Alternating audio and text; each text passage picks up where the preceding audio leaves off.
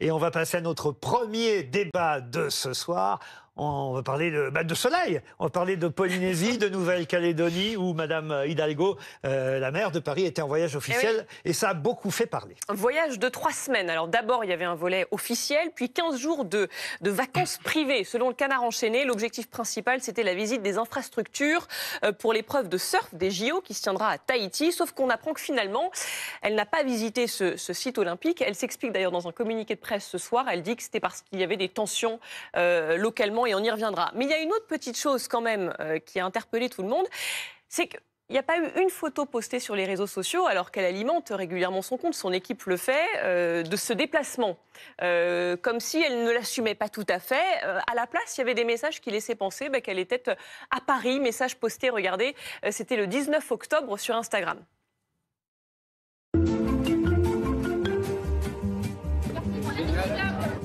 Quand on partait de bon matin, quand on partait sur les chemins, à bicyclette. Effectivement, voilà, des images postées le 19 octobre, alors que Madame Hidalgo l'a confirmé elle-même dans un tweet aujourd'hui. Je me suis rendu du 16 au 21 octobre en Nouvelle-Calédonie et en Polynésie française. Le sujet a fait réagir. Beaucoup de choses ont pu être dites. Les Parisiens sont en droit de disposer d'informations fiables, factuelles et transparentes. J'ai envie d'ailleurs de commencer par cette question. Lamia El Harraj, vous êtes adjointe à la mairie de Paris et vous êtes en charge du Parti socialiste dans la fédération parisienne. Et j'ai envie de dire, au fond, c'est peut-être ça qui a péché au départ. C'est une absence de transparence. C'est-à-dire qu'on nous a un peu baladés au fur et à mesure. On a eu différentes versions, et les versions, effectivement, ont été modifiées au fur et à mesure des jours. Et ça, évidemment, d'un seul coup, ça relève à la crédibilité de ce que peut bien nous dire la mairie de Paris et ceux qui la défendent. Vous, j'imagine, en premier lieu. Écoutez, moi je partage pas forcément ce sentiment. Je pense qu'il y a une polémique, sincèrement, que je peux comprendre qu'il y ait des interrogations, mais la polémique en elle-même a grossi au fil de l'eau sur un sujet qui, en soi, n'amenait pas forcément ni à critique. Qu'il y ait des interrogations, c'est légitime, mais ce qu'on a pu voir ces derniers jours a amené un espèce de déferlement et d'effet boule de neige qui est absolument ahurissant. Peut-être d'abord préciser que... Attendez, pardon, je vous interromps juste, puis après je vous laisse poursuivre, bien sûr, mais autant aller dans l'ordre. Quand même, ce qu'on vient de voir là, Madame Hidalgo à vélo, qui postait le 19 octobre alors qu'elle est en Nouvelle-Calédonie ou en Polynésie à ce moment-là, c'est quand même une façon de nous mentir. Je suis désolé. Non, et j'étais un des premiers l'autre soir, mes camarades peuvent témoigner ici, à défendre la maire de Paris en disant franchement ça va bien, elle a le droit aussi aux vacances. Mais le problème c'est le mensonge qui est embêtant. C'est-à-dire que là d'un seul coup elle devient indéfendable. Je partage pas du tout. Alors pour le coup c'est exactement ce que j'allais dire. Il y a sa communication institutionnelle en tant que maire sur les grandes mobilisations parisiennes, les événements qui se tiennent à Paris. Elle est maire de Paris. Il y a des choses qui se passent à Paris et donc il est tout à fait normal qu'en tant que maire de Paris, elle donne des informations, elle communique sur la piétonisation, sur les pistes cyclables, sur les grands événements qui ont pu se dérouler. Après, la polémique en elle-même, je vous cache pas, je la trouve sincèrement assez ahurissante. Sa naissance, sa genèse, les proportions que ça a pu prendre, alimentée par la droite parisienne, il faut quand même le dire. Qu'il y ait des interrogations qui se soient posées, c'est tout à fait légitime. Elle y a répondu de détournement de moyens et de fonds publics. C'est extrêmement grave. Je ne sais pas si on se rend compte ce dont on est en train de parler. Des déplacements officiels, internationaux, la maire en fait un certain nombre, avec des communications idoines et de façon régulière. Là, en l'occurrence, il y a un communiqué de presse avec un compte-rendu très détaillé de plus d'une quinzaine de séquences qui se sont déroulées sur 5 jours. 60 000 € en gros pour le voyage pour elle et ses 2 collaborateurs. Et son retour à elle, elle le précise, elle l'a payé de sa poche. Alors, il n'y a pas 2 collaborateurs. C'est un déplacement de 6 personnes, en plus d'elle-même en tant que maire de Paris, avec une délégation qui l'a accompagnée. Je rappelle que la ville de Paris a des liens très étroits avec les Outre-mer, que par ailleurs, nous finançons par exemple l'ancien bagne et le cimetière des Communards, où est notamment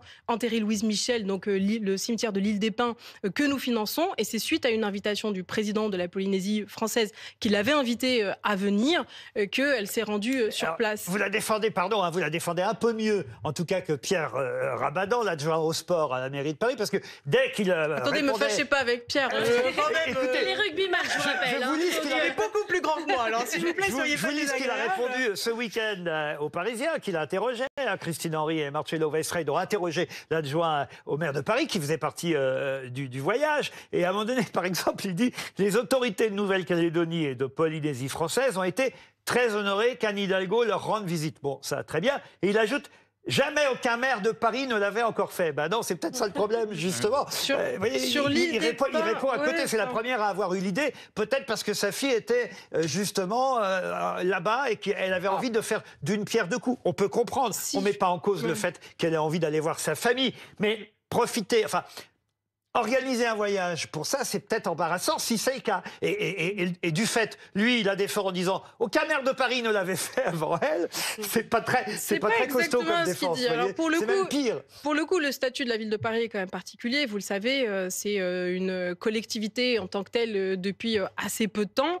Et effectivement, jamais aucun maire de Paris ne s'était rendu sur l'île des Pins. Et en Pour l'occurrence, une raison peut-être, parce que ça coûtait cher, parce que l'avion n'est pas c'est pas écologique. tout à fait parce ça. que... Après, il y a cette question-là, j'y reviendrai après, mais pour le coup, elle a été invitée par le président de la Polynésie qui est venu à Paris, qui a été accueilli à Paris dans le cadre d'un déplacement officiel, et à ce moment-là, qui l'a invitée à venir se rendre sur l'île des Pins et à visiter du coup différentes infrastructures. Enfin, vous avez le détail de la séquence qui me semble pas être tout à fait tourpeau. Et moi, je mets vraiment de côté la partie vacances privées. Je trouve ça totalement déplacé. Je propose sincèrement, en la période, je me permets juste d'aller jusqu'au bout de mon raisonnement, si vous le permettez. Moi aussi, je suis obligé de vous interrompre parce que oui et non. Moi aussi, franchement, je vous jure, j'ai été un des premiers à la défendre ici sur ce plateau la semaine dernière. Mais quand on nous a dit dans un premier temps, ah non mais elle va se rendre sur le lieu de la compétition de surf, c'est pour ça en partie qu'elle est en voyage là-bas. Et puis qu'après on nous dit bah non finalement elle n'y est pas allée. Après on nous dit bah non. Pourquoi elle n'y est pas allée? Attendez. Mais vous savez pourquoi elle n'y est pas allée? Après on nous dit ouais non finalement elle n'y est pas allée parce qu'il y avait de la tension sur place à cause on le sait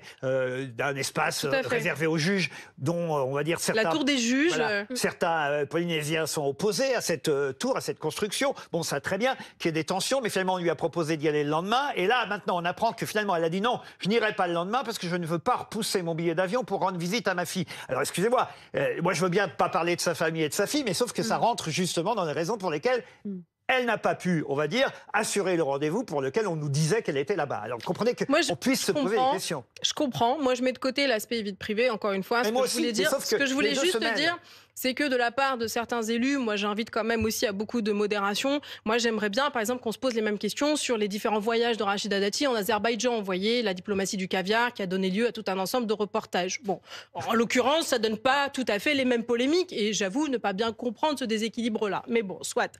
Il s'avère qu'en l'occurrence... Peut-être parce que c'est Anne Hidalgo qui est maire de Paris et pas Rachida Dati. Oui, ou peut-être que parce que Rachida Dati a aussi beaucoup alimenté cette polémique-là, vous voyez. Oui, mais elle y aura le droit si un jour elle est maire de Paris, ce qui n'est pas fait. En l'occurrence, ce genre d'affaire peut tout à fait l'empêcher d'être maire de Paris. Bref, c'est pas tout à fait mon sujet initial. Ce que je veux simplement dire, c'est que le président de Polynésie, en l'occurrence, au vu des tensions locales, il me semble qu'il y a eu un certain nombre de manifestations. Je crois que c'était le samedi, j'ai plus les dates exactes en tête, mais le samedi 21 ou 20, je sais plus. Lui a fortement déconseillé d'y aller, a proposé éventuellement d'y aller le lendemain. En l'occurrence, le lendemain, la situation n'était pas tout à fait apaisée et c'est Pierre Rabadan qui y est allé. Et en l'occurrence, il s'avère qu'elle partait par ailleurs pour la suite de son séjour privé, payé par ses frais personnels, je le rappelle quand même. Certains opposants aussi, voilà ce qu'ils ajoutent. Tony Estanguet, qui est le président du comité olympique et la ministre des Sports, s'étaient déjà rendus sur ce site-là pour le surf pour les JO 2-3 mois auparavant. Donc en gros, vos détracteurs disent est-ce que vraiment ce voyage était nécessaire? Pour citer une autre grande dame du Parti socialiste, Martine Aubry, quand c'est flou, il y a un loup et mon Dieu, tout ça est un peu flou. Mais je donne la parole à mes camarades de ce soir. Blanche. Deux choses. Bonsoir madame. La première, c'est vrai que sur les dates, ça interroge. Le 16 octobre, on n'est même pas 10 jours après les attaques du Hamas en Israël. On sait les risques d'importation du conflit en France, la montée de l'antisémitisme, les manifestations interdites, tolérées. On sait qu'à Paris, il va se passer des choses. On sait qu'il y a un risque d'attentat, un risque sécuritaire pour la ville qui est important. Et c'est vrai que là, et je ne le vois pas dans le communiqué que j'ai lu attentivement, et je vois que la déontologue ou le déontologue de la mairie de Paris va être saisi sur les questions de financement. Tout ça va être transparent. Il va y avoir de la lumière et il y a un vrai effort qui est fait de votre côté et qu'il faut reconnaître. Mais aussi sur la question plus générale. Louis Morin n'a pas l'air d'accord. Non, mais des billets peut-être sur cette question-là, ça peut, un voyage comme celui-là, peut se reprogrammer peut-être dans un moment. Alors évidemment, il y a toujours une crise, on est dans un moment de permacrise, toujours une crise qui en remplace une autre. Mais quand même, je comprends légitimement qu'on puisse s'interroger sur ce timing-là, qui peut paraître un peu inopportun. Et oui, vous avez raison, Blanche, de parler du timing, mais s'il y avait que le timing, encore. Non, moi, quand on est embourbé dans une affaire comme celle-là, je m'interroge toujours, je me concentre sur les fondamentaux. Les fondamentaux, quels sont-ils ? L'objet du voyage, l'objet du déplacement, les moyens alloués à ce déplacement et les résultats de ce déplacement. Le problème, c'est qu'on constate que l'objet est déjà fragile en lui-même. Visiter les installations d'un site olympique à Tahiti, pardon, mais est-ce qu'Anne Hidalgo a visité les installations d'un site site olympique? Je me permets, vous avez vu toute la séquence? Nice, est-ce que vous avez vu toute la séquence? Je vais y venir. À Lyon, non, je veux dire, à Nice, soyons exhaustifs et complets dans la façon de présenter les choses. Je vais y venir.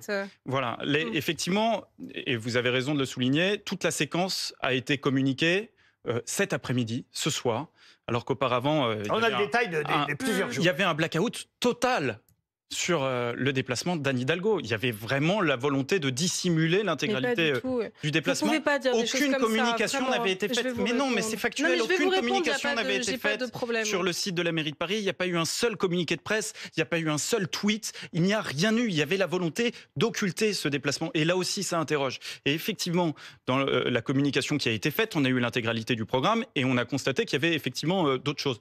Mais qu'est-ce qu'il y avait à part la visite de site olympique? En réalité, il y avait ce cimetière dont vous parlez, qui effectivement peut revêtir un aspect mémoriel, mais quand on la ville de Paris finance. Oui, mais évidemment, mais quand on s'intéresse un petit peu au dossier, on se rend compte que c'est quand même négligeable. Pardon, le cimetière des déportés de la Commune de Paris qui date de 1871, on parle à l'époque de 240 morts. Je ne sais pas s'il en reste beaucoup. On sait comment ça se passe dans les cimetières. On est obligé d'effectuer un certain nombre de réductions. Alors, je ne conteste pas. Là, c'est de la spéculation. Je ne conteste pas l'aspect mémoriel, si vous voulez. Mais on voit bien que tout cela est de l'ordre du prétexte. On voit que tout cela a été monté en ça, c'est votre crise interprétation. Non, je suis pas d'accord avec vous. Vous interrompez. Oui, je ne peux pas vous laisser dire ça. Je suis désolée. Je vais venir au secours de notre invité. Et une fois de plus, après tout ce que je viens de dire, j'essaie d'être médiateur un peu, venir au secours de Mme Hidalgo, et pas seulement d'elle, mais de ses adjoints, ceux qui ont fait le déplacement avec elle. Si ce programme est exact, c'est vrai qu'ils n'ont pas chômé de 8h le matin jusqu'à 8h le soir. Mais pardon, mais Laurent, mais qu'est-ce qu'ils ont fait? Ils ont fait une série de réunions, une série de rendez-vous, et pour certains, dont Anne Hidalgo le dit elle-même, qu'elle aurait pu faire à Paris, puisqu'il y a le Salon des maires qui arrive Même Blanche Léridon, elle est d'accord avec vous. Dans le contexte, effectivement, ça peut paraître un peu déconnecté. Moi, je veux bien répondre, pour le coup, à la fois sur le contexte et à la fois sur la séquence. Après, parce qu'il y a deux façons de faire. Là, vous avez donné des éléments factuels, je vais vous répondre. Voilà. Ensuite, il y a votre interprétation personnelle sur qu'est-ce que ça apporte. Ça, c'est votre façon de voir les choses. Déjà, sur le contexte, effectivement, il y a eu les attaques terroristes du Hamas du 7 octobre, avec la question de est-ce que ce voyage est reporté ou pas. En l'occurrence, il a été reporté à de nombreuses reprises. En l'occurrence, la situation localement a été maîtrisée. Je rappelle par ailleurs qu'il y a quand même une équipe, il y a notamment un premier adjoint qui supplée Anne Hidalgo, notamment au moment de ses déplacements. Donc, pas de sujet, le voyage a été maintenu. Après, on peut discuter de la question est-ce que c'était nécessaire ou pas. En l'occurrence, je ne vois pas bien ce qu'elle aurait eu dans la résolution du conflit israélo-palestinien en étant présente à Paris. Sur la menace terroriste ou les actes antisémites dans Paris. Sur la volonté de dissimulation, écoutez, je trouve ça quand même assez hallucinant. En l'occurrence, la ville de Paris est dotée d'un déontologue sur la base d'un choix politique qui n'est pas obligatoire. C'est un choix de la maire de Paris d'avoir un déontologue qu'on interroge de façon régulière, avec une déclaration et d'intérêt et de patrimoine publiée par l'ensemble des élus de la majorité. L'opposition s'y refuse et c'est leur droit puisqu'il n'y a pas d'obligation. Le rapport, c'est que s'il y avait volonté de dissimulation, monsieur, il n'y aurait pas tout ce travail-là de transparence qui est fait. En l'occurrence, il y a un programme qui est établi. Anne Hidalgo est maire de Paris depuis maintenant un certain nombre d'années. Je ne vois pas bien quelle serait sa plus-value, son intérêt à vouloir faire n'importe quoi, ou vouloir dissimuler quoi que ce soit, sachant qu'aujourd'hui... Vous ne contestez pas qu'il y a eu aucune communication sur ce déplacement. Foutu pour foutu. Non, je ne suis pas du tout d'accord. Foutu pour foutu, dans ce cas-là, elle va inventer un programme. En l'occurrence, tout est parfaitement recoupé et je ne doute pas qu'il y a un certain nombre de journalistes, notamment, qui feront leur travail qui iront vérifier tout cela. J'ai pas de sujet là-dessus. Par ailleurs, je vous renvoie vers la PQR locale qui a beaucoup relayé ce déplacement et qui a donné un certain nombre d'informations. Ensuite, sur la question de pourquoi il n'y a pas eu de communication sur les réseaux sociaux. En l'occurrence, oui. Mais ni ailleurs, ni sur les réseaux sociaux, ni ailleurs. Il y a des tweets qui ont été faits par d'autres et des communications qui ont été faites par d'autres. En l'occurrence, c'est vrai que dans le contexte international, il n'a pas été jugé opportun de communiquer là-dessus précisément. Pour autant, encore une fois, rien n'est caché. La polémique, vous l'avez vu vous-même. Je voyais qu'il y avait des photos des déplacements, des photos officielles, etc. Après, je le dis simplement. J'ai vu passer un certain nombre de photos, de montages absolument grossiers concernant Anne Hidalgo, notamment des photos en maillot de bain, des détournements que je trouve sincèrement, mais absolument obscènes. Non, mais attendez. Mais enfin, donc, là, vous commencez à rentrer dans la victimisation pour tenter de détourner le débat. Il n'y a pas de victimisation, je ne me sens pas du tout victime, rassurez-vous. C'est pas vous qui êtes victime, c'est Anne Hidalgo. Je vous apporte des éléments factuels de réponse, notamment sur ce qui se passe sur les réseaux sociaux. Alors, vous pouvez me dire c'est de la victimisation, ça n'existe pas. La réalité aujourd'hui...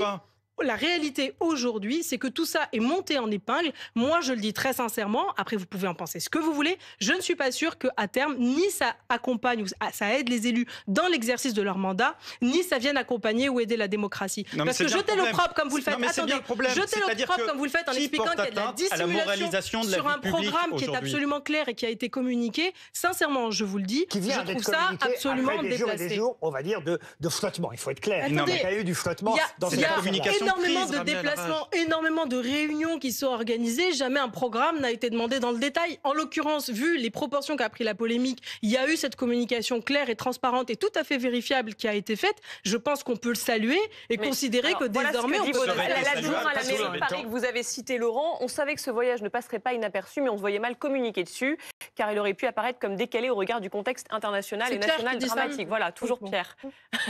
Donc il a conscience que le timing est donc il le dit par ailleurs, il dit qu'effectivement, c'est ce que j'ai dit, il y a une interrogation sur qu'est-ce qu'on fait. J'ai presque envie de dire, c'est par anticipation d'une affaire que vous êtes embarqué. Non, c'est pas une anticipation, c'est aussi une question. À un moment, il y a quand même, encore une fois, un contexte international qui est absolument effarant. Donc effectivement, un déplacement comme celui-là semblait pas forcément opportun à valoriser dans un premier temps. Mais je ne doute pas que ça aurait été fait. Oui, qu'est-ce que vous en pensez? Ce sera le dernier mot sur ce sujet. D'abord, moi je trouve ça...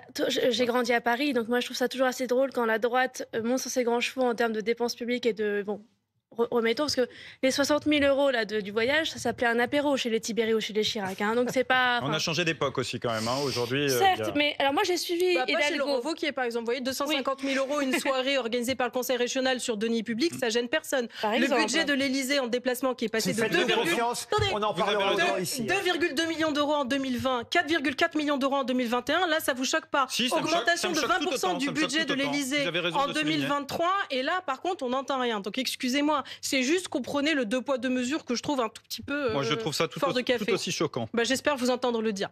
En parlant de dissimulation, parce que là, pour le coup, c'est vraiment de la dissimulation. Vous pouvez compter sur nous. Vous voulez ajouter, Louison? Non, mais ils ont fait, en fait, comme dans les sables mouvants. C'est-à-dire qu'ils se sont agités et que ça a été de pire en pire. Il aurait fallu attendre que ça passe un petit peu. Et moi, je l'ai suivi à Hidalgo 2 fois pour la campagne présidentielle. Oui, c'était moi. Et en 2019. Et c'est pas quelqu'un qui arrive avec une Bentley, le manteau de fourrure. C'est quelqu'un qui est très, très carré, très transparente. C'est Rachida Dati que vous visez? Même pas, vous voyez, c'était inconscient. Non, parce que sinon elle aurait dit le manteau. J'aurais dit des chaussures avec des semelles. Non, mais c'est ça, c'est que bon, c'est pas quelqu'un qu'on peut. Si elle avait voulu partir voir sa fille en vacances, elle l'aurait fait que c'est. C'est tout ce qu'elle a fait.